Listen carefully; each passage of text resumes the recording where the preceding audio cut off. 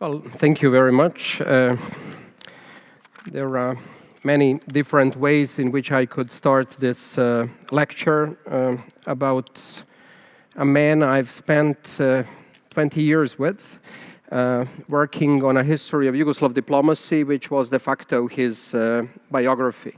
We met in 2004 when I have approached Budimir Lončar, who just returned or was returning from New York to Zagreb, because I was interested in the details of Richard Nixon's visit to Yugoslavia, Belgrade, Zagreb, and Kumrovec in 1970. And shortly after that, he started to work with me, or I started to work with him, using the opportunity to talk over and over again for the past, as I said, 16 years before I published the book on his life and all the secrets of Yugoslav diplomacy. Budimir Lončar passed away on the 1st of September 2024. He was 101. He wasn't ill. That morning he went for a swim in front of his house on the island of Ugljan, close to Zadar in Dalmatia. He had one of his former ambassadors as a guest for lunch, and in the afternoon he decided to take another swim and unfortunately got a stroke. So although 101, it was a big surprise for all of us who knew him well. His nickname was Mr. Non-Aligned. And he got that nickname in 1970 during a conference, or the third summit of the Non-Aligned in Lusaka, Zambia, when a conference and the whole movement was passing through a small crisis because the hosts of the conference had their own idea how to prepare documents for the Non-Aligned. And Lončar was working with one of the masters of the Congress diplomacy, T.N. Cole of India, who said, well, just find 5 countries and 5 diplomats who are going to follow us. And little by little, we have to start very late, and by the morning of the next day, we will manage to change the proposal of the Zambians and return it back to what we had initially prepared, the Indians and the Yugoslavs. And when that finished, because of Lončar's engagement and mastery, T.N. Cole said, well, it's my proposal to call you from now onwards Mr. Non-Aligned. And Mr. Non-Aligned had repeated this story last year at the ministerial meeting of non-aligned countries in Baku, Azerbaijan, where he was invited to give a speech, though he was 99. And he gave 3 speeches altogether at that conference, being especially interesting to all of the young diplomats who were attending the conference in Baku. Lončar joined Yugoslav diplomacy in 1949, when new, young, reliable diplomats were being looked for in a country that was in a terrible peril after the split between Tito and Stalin, and he was sent in 1950 to New York and spent 6 years in New York working in the Consulate General and for the mission of Yugoslavia to the United Nations. That was the beginning of a big change in Yugoslav diplomacy, the so-called long 50s, starting with the war in Korea and finishing with the first summit of the Non-Aligned, which was held in 1961 in this country. Yugoslavia had a very few diplomatic contacts at that time, before 1940s or the beginning of the 50s. But then in that decade, starting with the war in Korea, it was the beginning of finding of the Yugoslav cosmopolitan identity and the opening of new diplomatic missions around the world, trying to prove that the split between Tito and Stalin was not a sham and fake, and that the Yugoslavs are open and became interesting to all, especially Western partners.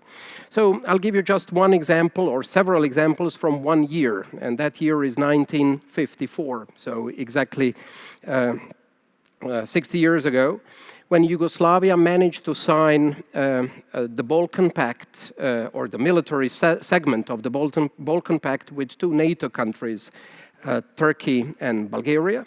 And in 1954, Yugoslavia, together with Italy, together with Italy, United Kingdom and United States, signed the so-called London Memoranda, by which the border between Yugoslavia and Italy was finally defined and confirmed in 1975, as it was agreed on in 1954. That same year, Tito was a host to the Emperor of Ethiopia and was preparing for his first important non-aligned trip to Burma and India at the end of 1954. So a country that was so ideologized at the beginning, so close to the Soviet Union, after the split was starting with that cosmopolitan identity, and building cosmopolitan identity, but at the same time building the identity of the non-aligned. And country that was, as a phrase goes, or one sentence goes, identity of belonging to the world through not belonging to either the East or the West. Lončar was there. He was there when Koča Popović, as Minister of Foreign Affairs, came to New York in 1954. He followed him. He was asked to prepare notes after the meetings. And since his memory was so perfect, Koča Popović thought that he was hiding some special machine by which he was recording all those conversations, because Koča Popović couldn't see him taking notes.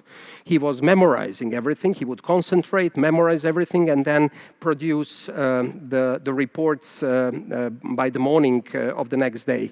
And he said, well, once you return to Belgrade, let me know. I need another memory, or I need an external memory. So that's what Lončar did in 1956. And from 1956 until the very end of Koča Popović's tour of duty as a State Secretary for Foreign Relations, Lončar was traveling all the time with Koča Popović, save for one trip to Italy, and he became the closest associate of one of the most capable Yugoslav ministers of foreign affairs. Then he was sent to Indonesia. And Indonesia, he happened to be at the time when a coup against Sukarno, or whatever it was, failed. And being Yugoslav ambassador, he established especially close relations with all of the Indonesian politicians. I have many stories from that period when it wasn't very easy to be in Indonesia.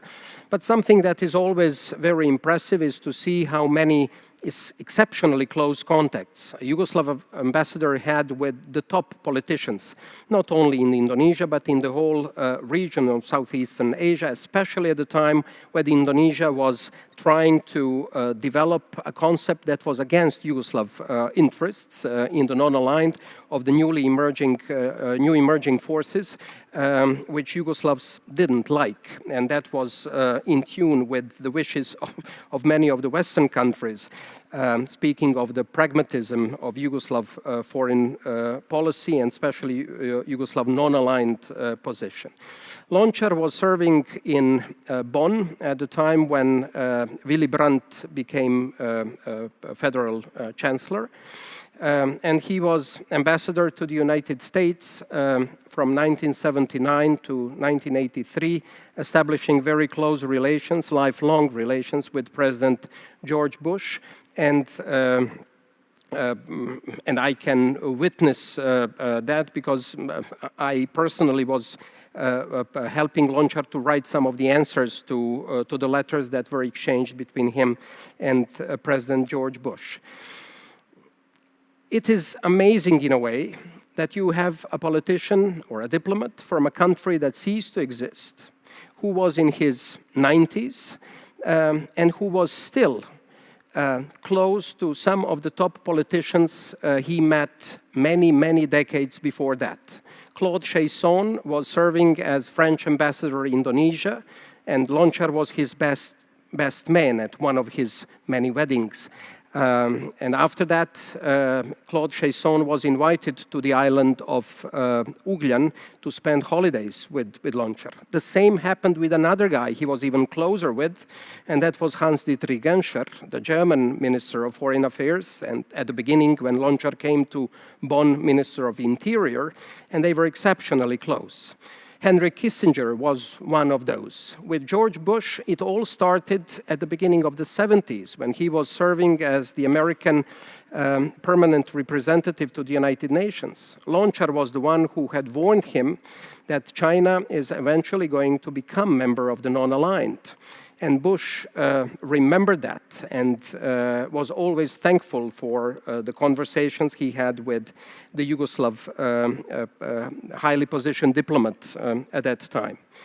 And then eventually, upon his return from the United States, Lončar, at the end of the 80s, as I would say almost a permanent number 2 in the State Secretary, was named, it turned out to be the last Secretary for Foreign Affairs of Yugoslavia, memorizing or bringing to the way how he was, how he saw diplomacy at that time, that Yugoslavia was going through an exceptional crisis, and that crisis should be internationalized.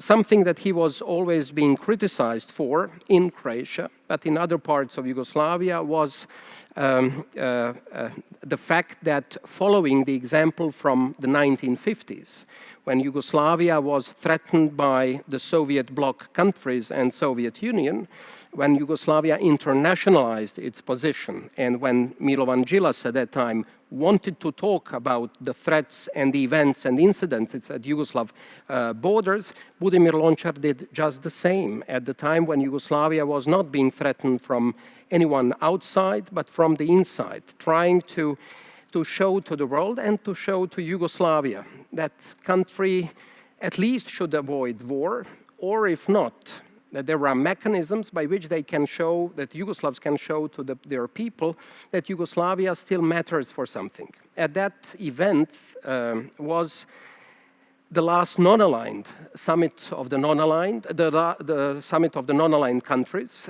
which was held in Belgrade in 1989. One of the goals of the Federal Secretariat for Foreign Affairs was to show to the world and show to the Yugoslavs that there are still countries that count on Yugoslavia, that Yugoslavia, as the presiding country of the non-aligned, will be invited to all forums and be present at all meetings in the United Nations and at different conferences around the world, so that it could internationalize its problem and its crisis. Many of you are close to diplomacy, and many of you are diplomats or former diplomats or wannabe diplomats. Diplomacy hardly ever is something that defines events. It's always more important what's going on inside country and inside in internal relations of each of our countries. So that's how it was with Yugoslavia too.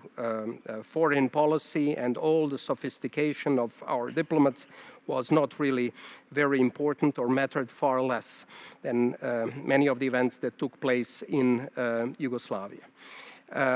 Lončar became a representative of the non-aligned, of the United Nations to the non-aligned in Indonesia at the beginning of the 90s, worked in New York, and then returned to Croatia, where he was advising 2 Croatian presidents, remaining active until the very last day. So he was never actually ill. Yes, there were some operations and pneumonias and stuff, but with modern medicine, he was able to recover. For me, it was a shock. because not for half an hour he was ill, you know. But the way how he left was, I would say, in style or with style. Thank you very much.